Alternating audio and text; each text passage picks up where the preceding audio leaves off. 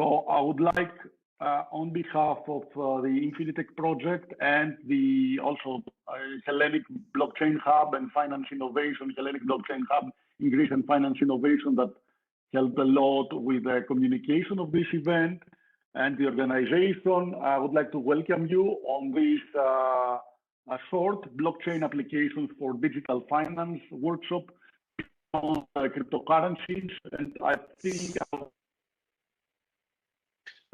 Ernesto Troya, INFINITECH project, to say a few words and give a short welcome for this workshop. So please, Ernesto.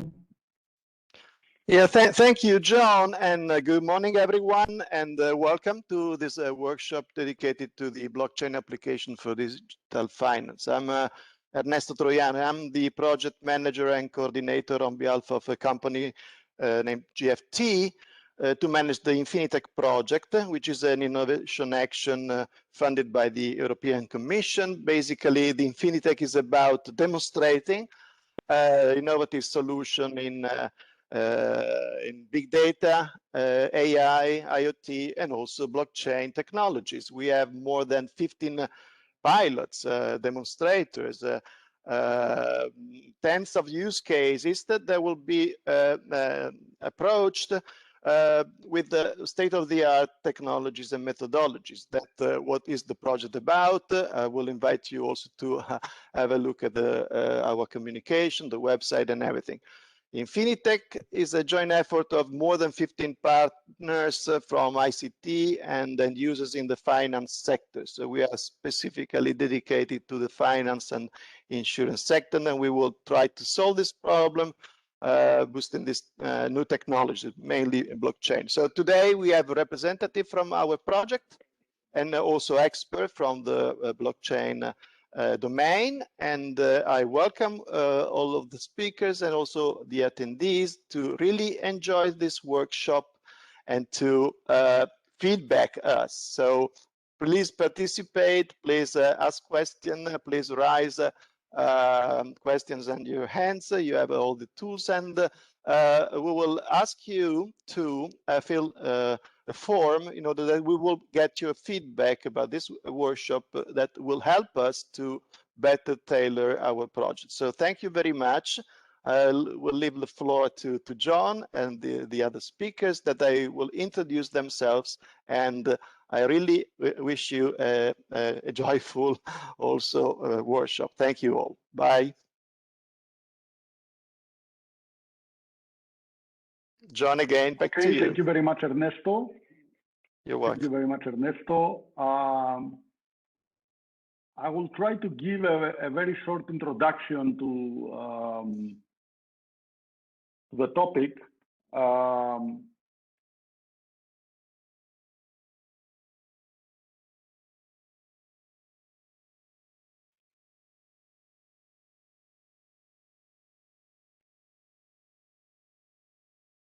I hope you can see my presentation to see where we stand and where we go. So actually, this workshop is dedicated to blockchain in digital finance, but beyond cryptocurrency. We are living in an era, in a year, 2021, where there's again cryptocurrencies, especially like Bitcoin, Ethereum, is booming. The market capitalization exceeded $1 trillion earlier this year. Of course, there is this volatility. Then we've seen large enterprises, top enterprises like Tesla entering into the game, buying Bitcoins, and you know, certainly it's a huge. We can safely say nowadays that blockchain technologies in the cryptocurrencies setting is certainly a big success. No matter the angle you see it, market capitalization, interest, engagement of players, expectations that it is characterized as digital world, even number of transactions. I don't know if most of you know, but the transactions we have in the Bitcoin network every day are more than the transactions in Apple Pay, for example, something that we consider mainstream. So yeah, of course, there are some special considerations in cryptocurrency, but certainly we can safely say we don't know if it's going to be the position or if it's never going to become,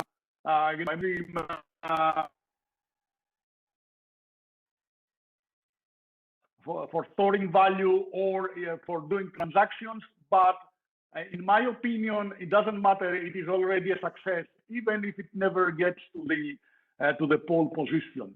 At the same time, we have still vivid interest around blockchain technology. So there has been some nation in 2018, but throughout all these years, there are investments in startup, equity, and so on. So if we talk about blockchain applications beyond cryptocurrencies, we have to think when it is a good idea. And this criteria. You can get value out of decentralization. When you need to do things with multiple parties that do not necessarily trust each other, they need to on a certain, they don't necessarily trust each other. They cannot find a trusted third party to. So in that, it's usually a good idea to resort to blockchain technology. Of course, if you can be happy with the decentralization and find solutions there, I think that, yes, you can always live without a block. So motivated by this, we are seeing blockchain technology using in a lot of digital finance. I have here is actually a list where you can find startups, you can find business cases implemented, and so on. Of course, the scale remains to be seen, but these are themes that are still, at the forefront of digital finance. So, for example, having more efficient cross-border payments, faster transactions, real-time settlements in stock exchange transactions.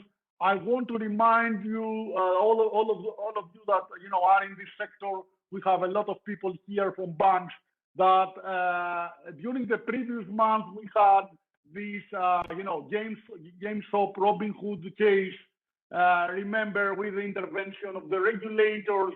So this was a strange story, but one of the outcomes of this was, and the conclusions is that. No matter we like it or not, the regulation system is still, a little bit outdated and does not account for the speed and the IT tools we have nowadays, where everybody can trade from anywhere. So another use case is automatic trading through smart contracts, setting rules for going short, going long. All this can be automated.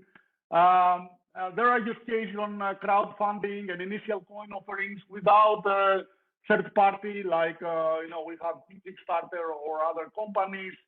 Later on, we'll talk about know your customer, know your business use cases and their relationship to anti-money laundering and customer-centric analytics. It's a useful technology for auditors in a variety of settings, or wherever we want to exchange assets, like real estate, like electronic notaries. There you can have a blockchain for auditing, reconciliations, and you can do this in a trusted way without a third party. And two use cases that we are also explored in the context of the INFINITECH project is also data sharing for various purposes like credit risk assessment and collaborative risk assessment. So having said that, I'm going to go straight to our speakers today, that they're going to present 4 applications in INFINITECH. And these concern consent management, blockchain tokenization, and what power this can unblock in different use cases, KYC, as I said before, and later on, how you can explore blockchain graphs in order to identify potentially fraudulent activities. Remember, this is one thing in Bitcoin and Ethereum that prevents wider adoption. It's one of the criticisms against blockchain. So that's our agenda for today. So we can go straight to the presentation from Dimitris Miltiadou from UBTech. And we are going to have some very short breaks, 5-minute breaks. In the end, we have some short buffer time. So, 20 minutes where you'll be able to ask questions to all the speakers. And also we will administer to you some form, and we will really like to have your feedback. Feel free to write what you feel, what you think. It will take a few minutes, and it's going to be very helpful for us.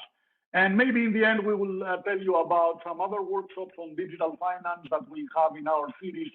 So some are very interesting are coming, for example, especially on topics of machine learning and artificial intelligence for credit risk assessment, personalized investments. Next one is in 2 weeks, and it's in the same method, free registration. So having said all that, I'll stop sharing my screen, and I'm going to pass the floor to Dimitris. I will ask Dimitris to open his camera and every speaker, and so we can continue the workshop. Of course, you can ask questions after each presentation, but you can also save questions for the discussion slot. Again, 10-20 minutes short discussion. In the end, we want this workshop to be short. So thank you very much. That's all from my side. Again, special thanks to Hellenic Blockchain Hub and Finance Innovation for helping with the organization of this workshop. Dimitris, we can see your screen. Thank you, John. Hello, everyone from my side also. I'm Dimitris Miltiadou from UBTech. I will be presenting our approach on decentralized management of consent. First of all, why we need the financial institution needs the customer's consent. As you all know from the PSD2 directive and the GDPR, of course, regulation, there are several initiatives on how we can approach open banking. In all of these, as it's also mentioned by core analysts in the industry, the customer is at its core and in control of their banking data. They are able to authorize third party to access their bank account data and collect account information. And of course, in order to properly implement in harmony both PSD2 and GDPR, there is also the need for the consent of the customers.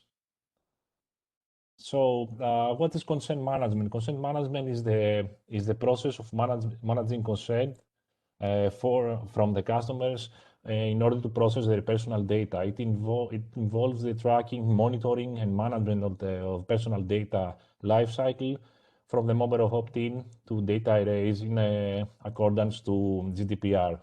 It gives the customer also control over their data, enable them to the right to provide and at any time withdraw their consent, which allows third party to access their personal and business information. To achieve this, we need the granular permission consent in order to enable the trust of the customers to share their data and enable third parties to access them and process them.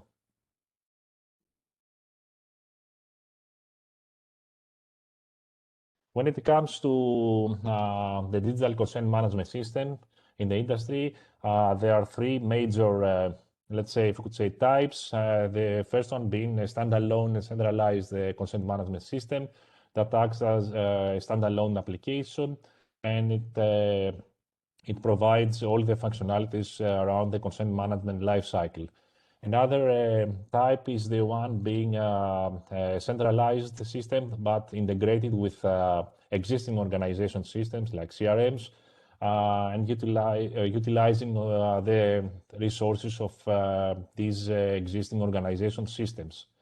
The third approach is let's say a distributed federated approach with solution with different components and instances reside in a number of locations, and of course these distributed instances are synchronized over the network. What is, in this case, the role of blockchain based on our approach? Blockchain, as you all know, is a compelling technology that enables to overcome the underlying challenges in order to improve the trust based on its decentralized nature, immutability, and it provides extensibility, scalability, confidentiality, flexibility, and as we all know, the key point is its resilience to attacks and misuse. Through blockchain, we have transaction records that are immutable and are reserved forever.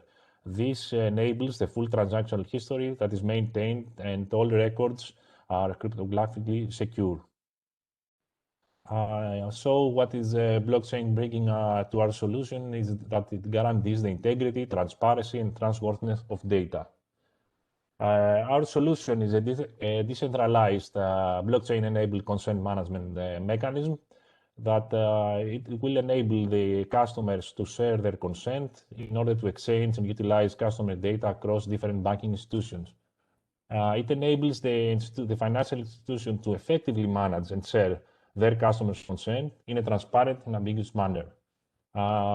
Through our solution, the financial institutions are capable of storing the consents, having the complete update history of the consents in using consents versioning in a secure and trusted manner.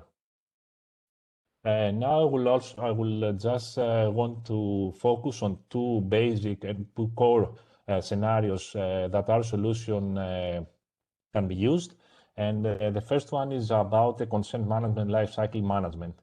As you see here, we have three main stakeholders: the bank institution that has the CMS application with enabled with blockchain, an external financial institution that would like to request for access to data of the bank's customer, which is the third stakeholder. So a typical scenario would be for a consent, the financial institution will initiate a request to the bank in order to access the customer data. The bank will have to pre-approve this request, of course, in order to have an overview of the request reaching their clients and avoid misuse of the system. Once this is pre-approved, the customer is notified and receives the request. He is able to review and digitally sign the consent. And once this is done, then the financial institution is informed in order also to review and digitally sign the consent. Upon the digital signatures of both involved parties, then this digitally signed consent is written in blockchain. And at this point, in order to be also GDPR compliant, the customer at any point can update or withdraw the consent. And of course, at any point, he can retrieve the complete history of consents that he has given. This concludes, let's say, a consent creation scenario. And what we have from our solution that it offers, it ensures compliance both to PSD and GDPR. It facilitates the complete consent management life cycle. It increases, of course, trust and security through the blockchain, and also provides a user-friendly and easy-to-use solution for the banking institution. When it comes to the second basic scenario, it's about data sharing and access control. On this scenario, again, the customer has already given the consent. So what happens here is that the financial institution requests access to customers' data. The bank is notified and consults the CMS app in order to formulate a decision. The CMS app formulates a decision based on the latest consents written in blockchain. So based on this, it provides to the bank the ability to check if this access should be approved or not. So on the last step, the bank is able to approve or reject the data access request based on the feedback retrieved by the CMS app. And in this scenario, we facilitate of course, the effective access control aspect of data sharing towards open banking.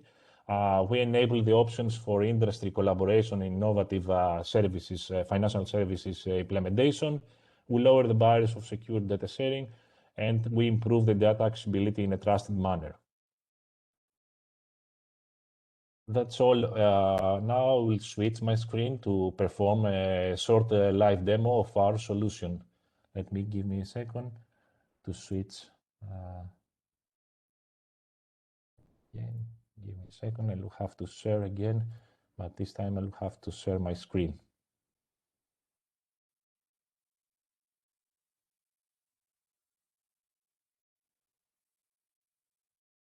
I'm guessing now you can see my screen. So let me continue. As I mentioned before, we have three main stakeholders involved. Taking on the first window on the left, we have the Bank of Crete, that is in our scenario, the external financial institution that is requesting an access to the customer data. So what the Bank of Crete can do, of course, he can initiate a new consent request, filling in all the information. That is, let me mention at this point, we are following the Encantara initiative for the standardization of the consent requests.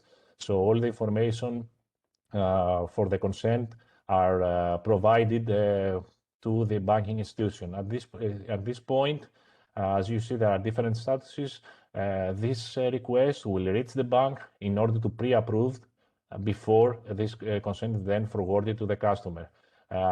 Once the customer has reviewed the consent, as I mentioned on my slides, then the external financial institution can approve and digitally sign also the request. At any point, the Bank of Crete, which is the external financial institution, can review a consent. As you see here, this is an active consent because it has been approved by both parties. Switching to the customer, on the right, we have a customer of the bank that receives the request once they are pre-approved by the bank. As you see here, this is a pre-approved. When it's pre-approved, he's able to review and change anything on the consent. He can either reject, of course, this request or approve by pressing reviewed.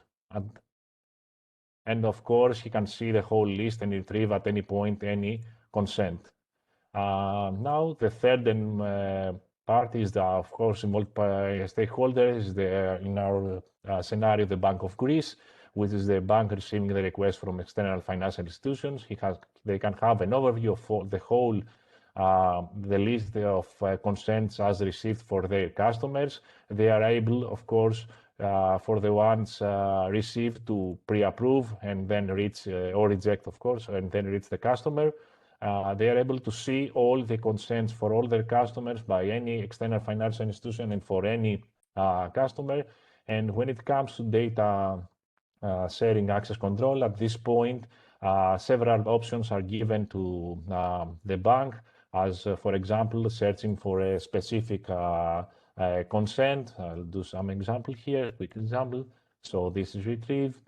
If I want to see all the consents retrieved from a financial institution, then I can also initiate a search to see, for example, our example here, external user ID 3 is the Bank of Crete.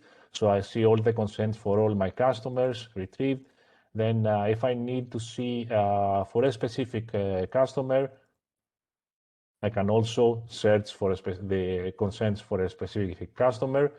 And of course, I can even go through a specific consent between an external financial institution and a customer. In all of these interactions for all stakeholders, this graphical user interface is interacting with the blockchain on the background, ensuring that all information is fed through the blockchain records and are displayed to the users in order to facilitate all the operations.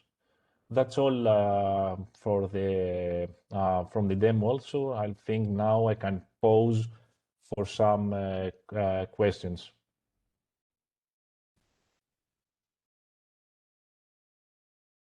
Okay, can we start with the Any question? questions to Dimitri? Yes, sure. Yes. Okay. Of course. Well, this Open your camera. If possible. Okay, no, you don't want to. It's okay. I don't hear you. Okay, John. Sorry. Well, I will go with the question. It's Jose Gato from Atos. In this dashboard, it is supposed that you are as a Bank of Greece, right? So you can see the interaction or the request that you have between Bank of Greece and other customers, right? But you can also see requests from other different banks to other customers. You can see everything happening between the different banks and the different customers. So it's like a super user that can see everything. Yeah, Jose, the thing is that for this, if you recall my diagram, I can even share again. Perhaps it's better to share give me a second to switch to the PowerPoint because I have the diagram that could answer your question. Give me a second to stop sharing here and share again my PowerPoint. Give me a second. Okay, let me switch also to, okay. So I guess you can see the diagram. So we have the bank, which is Bank of Greece, which uses this consent management system. And we have external financial institutions requesting access to Bank of Greece customers.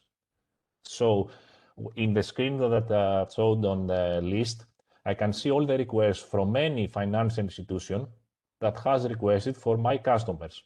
So I have a complete list and I say that Bank of Greece or Bank of Piraeus or whatever bank other has requested for any the consent to get data from any of my customers. But my customers, of course, it's not a centralized system if you mean that we can see multiple banks. Okay. It's not this. It doesn't work in this way, of course, because I don't know if it's feasible, of course, for other banks to see the consents made by other financial institutions on other banks. If this was your question. Yes. Yes. Sure. No. Yes. This gives the opportunity for a bank to use this system in order to have a complete consent lifecycle management for the consent for her customers. Okay. So the blockchain in this case, the blockchain is shared between different banks and this financial institution. It's actually, you can say that it can be used within a bank for different within the same bank that has different departments, let's say, or different I can't find the word. Say that we have different shops, bank institutions running on different areas, but on the same bank, they can use this decentralized management system to have it all the consents in one place. But not I'm not foreseen using different connecting. Yes, John. I guess that with this system, if there is We lost you. We cannot hear you. Okay, yes, John, I hardly hear you. Maybe switch off the camera to have better.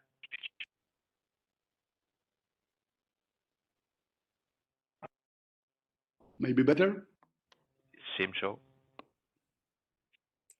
Yeah. So I would like to ask, with this system, however, if there is some conflict or some debate on consents and compliance to GDPR or whether to consents in PSD2, I can prove the regulator that I've done things properly or not. Yes, it can be used as an auditing tool to extract and give information to the regulator.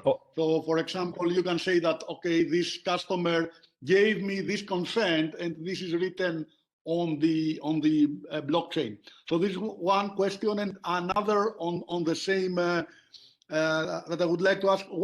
Maybe it's good to explain what kind of blockchain system is this. It's not a public blockchain, right? No. It's a permission it's a blockchain. permission. So it's a restricted blockchain to a group of participants. So this was not clear in the presentation. If you can say a few things, it would help, I believe. Yes.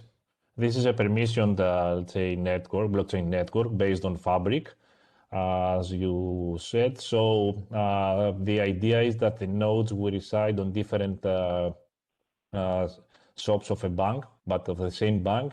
And this way we have the blockchain network set, and it can be used for from all the departments of the bank residing in different areas. For example, having this blockchain network in order, as John mentioned, to have the complete history of consent, not only the let's say the last status. So in terms of auditing, we can go back to the complete history by querying the blockchain.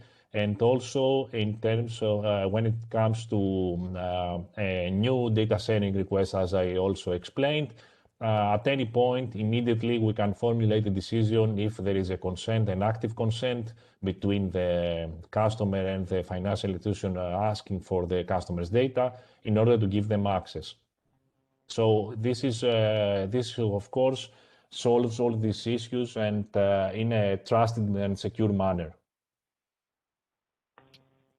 Okay, are there any, maybe we can take one more question if needed, otherwise we can save it for later and move on. It's just in time for the next presentation on where we will hear about asset tokenization, and generally we will hear about tokenization in blockchain, which is a very important topic and unblocks many interesting opportunities.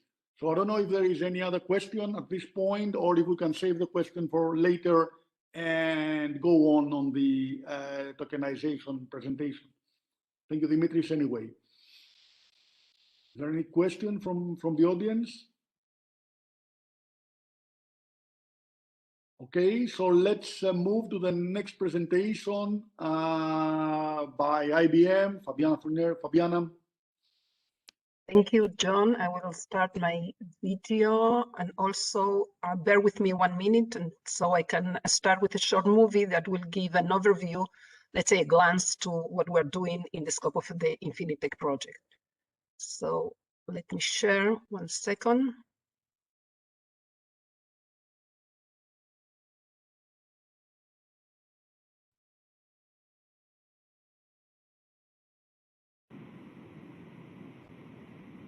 Now we can see, yes, we start seeing.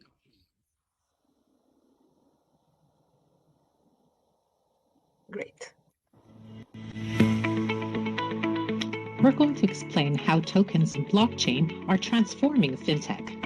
Tokenization, or the digitization of assets on an immutable ledger, opens up a world of new possibilities, ranging from improving the efficiency of today's processes to the creation of new asset classes and trading opportunities. Essentially, a token is a digital representation of ownership of an asset, entitlement to a service, or some combination of these. This asset can refer to any type of goods or services that can be digitized, including earning streams, ownership rights, limited use rights, servicing rights, and many others. What makes tokens so beneficial for financial institutions is that as a digital representation of an asset, they can be minted, traded, and transferred between parties or businesses directly without the participation of a trusted third party in between. This greatly reduces the friction involved in the usual trading process, and it translates directly into advantages such as increased liquidity, faster settlements, lower costs, and better risk management. Even private securities or illiquid assets like fine art can be tokenized and traded on the financial marketplace, so a much larger audience of investors can access them.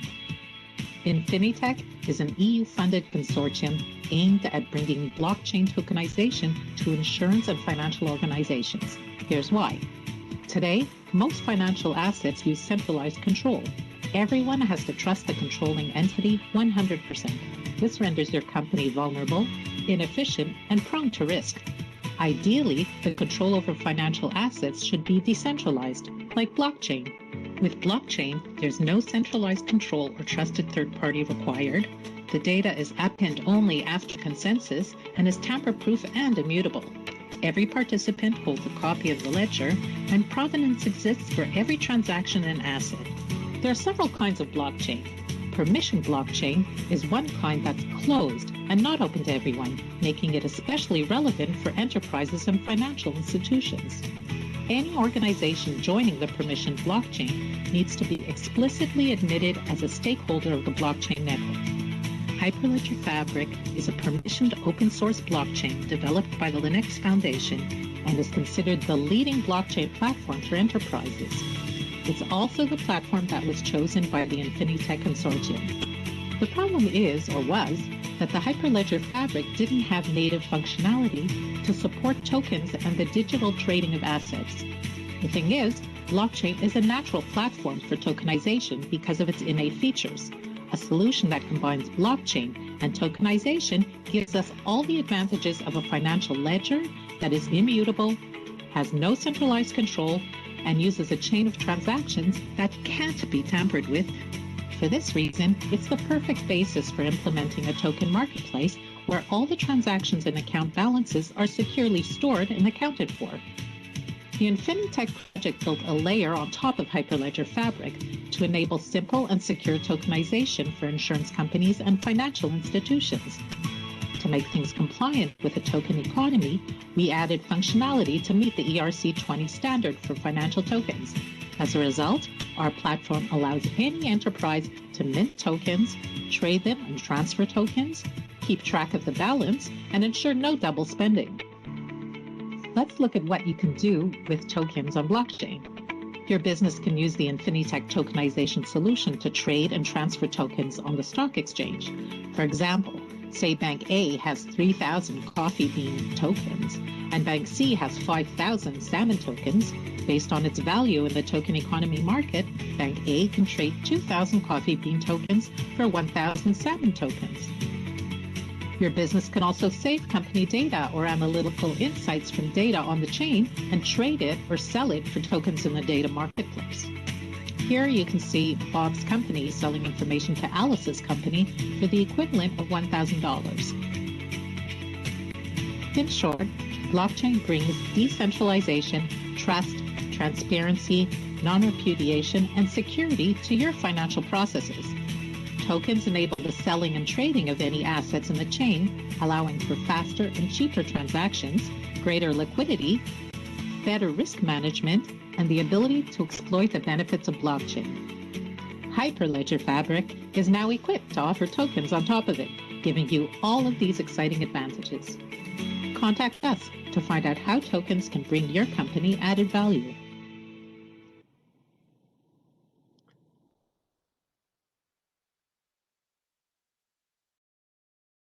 Thank you very much. Now let me go back to share my presentation, and also I open the camera. 1 second.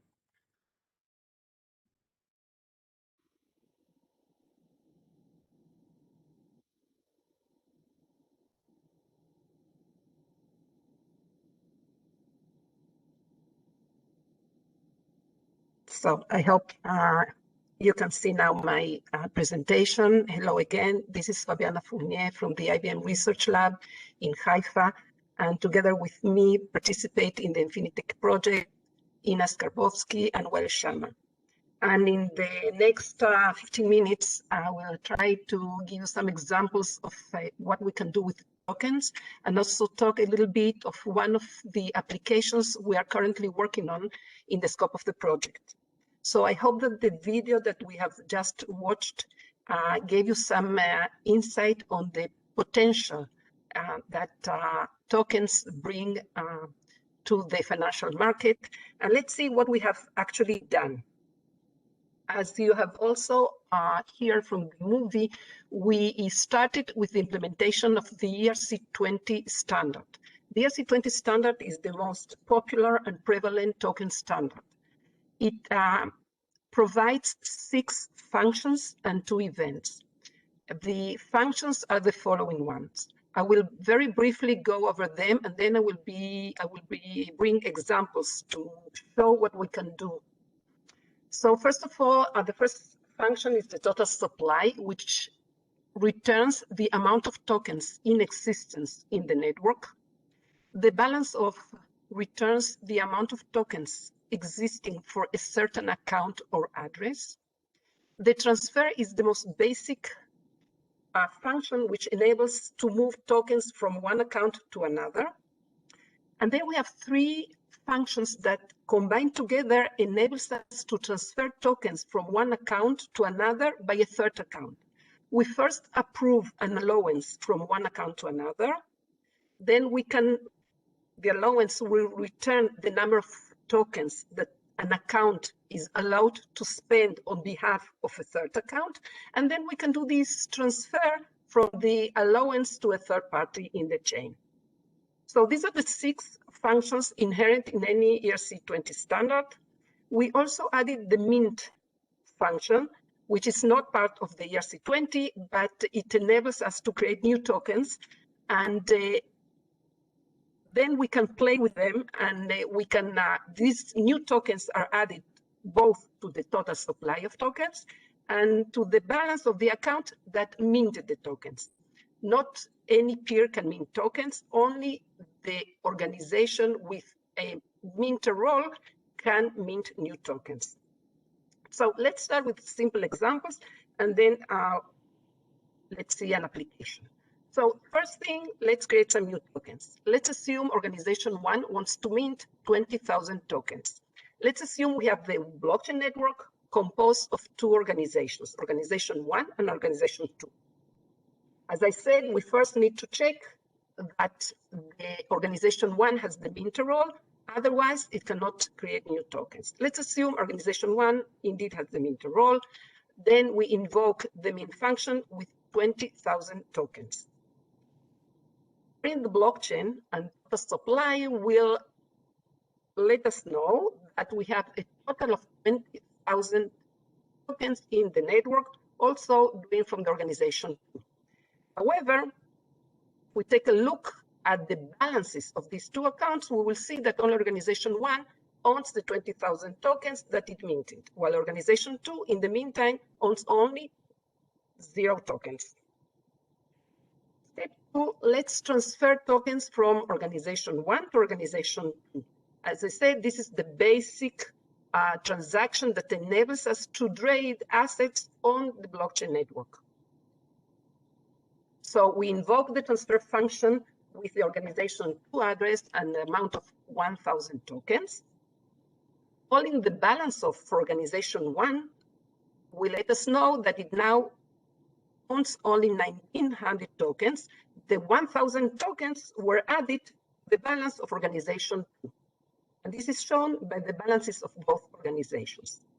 So we minted token, we transfer tokens. Let's assume now that we would like to transfer tokens by a third party from an owner account. So this is the 2-step transactions that compose the workflow. Let's start with that organization 1, first of all, wants to authorize organization 2 to withdraw 400 tokens. Then we will use the approve function. Organization 1 will allow organization 2 or give an allowance of 400 tokens. The allowance will return the amount of 400 tokens that is allowed from organization 1. Now, if we take a look, the balances still remain 19,000 for organization 1 and 1,000 for organization 2, because actually any movement, any transfer has yet been made. Let's now assume that organization 2 wants to transfer 300 tokens from organization 1 to itself. Organization 2 will do that from the allowance it has from organization 1.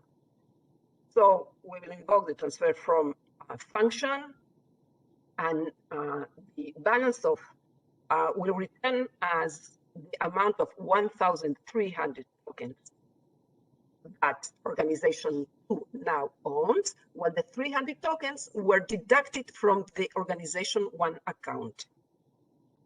If we query what is the allowance of the organization 2 now from the organization 1, we will see that is only 100, since we deducted 300 out of the 400 it already had. So this is really very examples of things that we can do. Now we have a full recording that shows the tutorial of ERC20 functions, the description of the blockchain infrastructure that we use, and the usage of the chain codes in more sophisticated ways. This is publicly available in this link. The presentation will be available, so you're more than welcome to watch the recording and let us know of any comments that you have. And now what I would like to do is to talk a little bit of recent work that we are doing, in which we combine machine learning algorithms or distributed machine learning with tokenization. And this is actually a collaboration between partner FBK that they bring to the table machine learning and multi-party computation, and IBM that brings to the table tokenization. And let's assume the following scenario, and bear in mind that we start with a relatively simple scenario. We're working on that now in an MVP, but with the hope that will become more sophisticated and mature in the next coming months. So let's assume that we have a series of financial organizations with the objective to devise the system that is able to predict when a transaction is fraudulent, given a sequence of features on the transaction itself. Each entity, each financial organization, as you can see here on the slide, holds a data set of annotated past transactions, X, Y, where X is the vector of features representing the transaction, and Y is the score between 0 and 1, where 0 is the digit transaction and 1 is for sure a fraudulent transaction. A machine learning method is used to construct a fraud detection system in order to predict the probability that a new transaction is fraudulent given its representation X. Now, each entity holds some data. The aim is to establish a collaboration between the organizations in order to benefit from the reciprocal interaction. However, we need to keep in mind that we cannot share the data, as the data contains sensitive information, for example, information on the users, on the customers. However, we could share the insights, the scores, the Ys, and treat them as commodities or assets on a blockchain network. This way, and the machine algorithm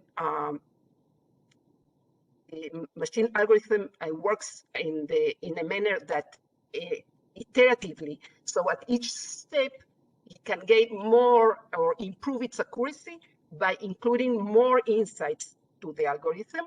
So by collecting insights from other organizations, we can for sure improve the accuracy of the machine learning algorithm. So let's assume now that we have a blockchain network based on the Hyperledger Fabric, which is the, as you have seen, is the blockchain network that was selected by the INFINITECH project. And we store these insights on the blockchain.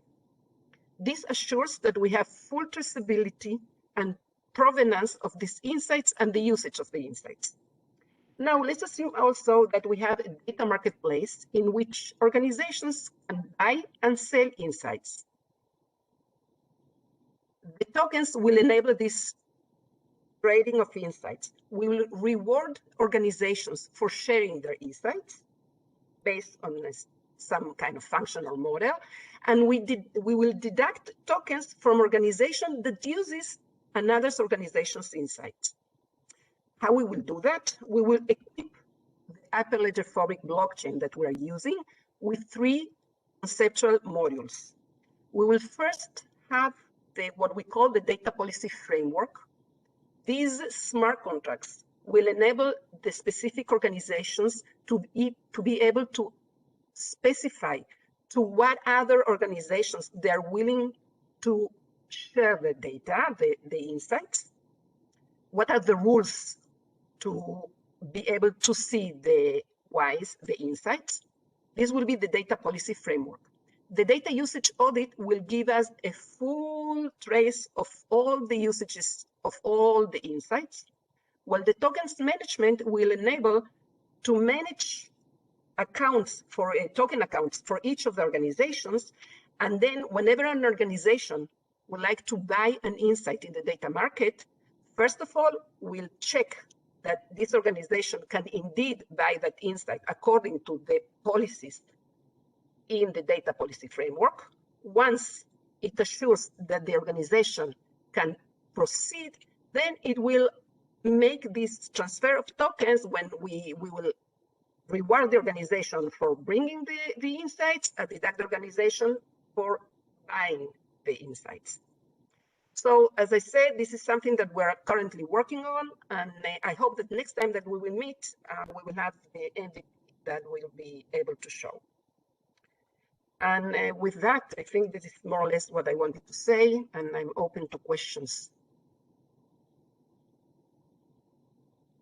Thank you, Fabiana. There was actually a question on the chat, answered by Ina, but I don't know if Arnaud would like to ask this question to you, right? Let me see. I saw that there was something in the chat, but I was not.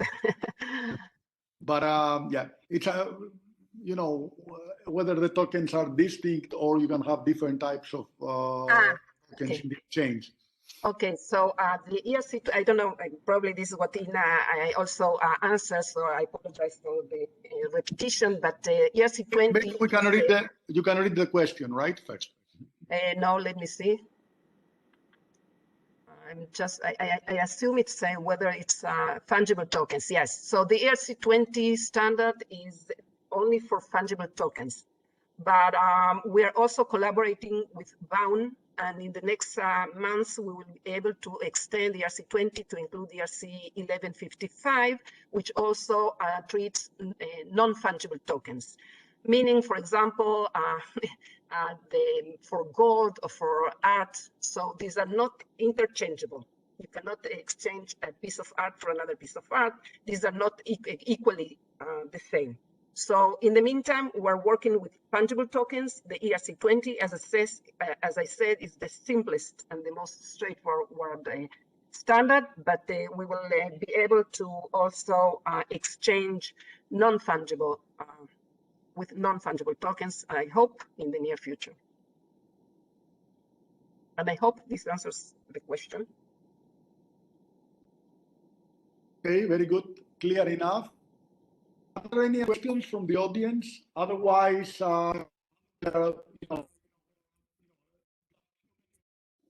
we have a 5-minute break, and I'm going to stop also the recording and then come for. Is there any other question from the audience? How to answer? Are there any tokens?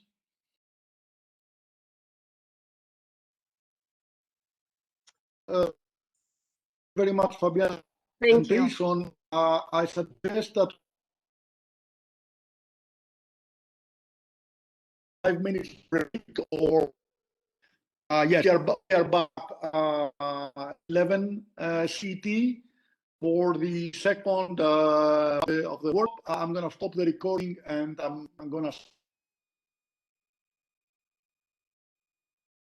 So yes, when we share the recording, you will see two parts. The first part with tokens and consents, and the second part with KYC and product. Okay. So let's come back in 5 minutes. Okay, 11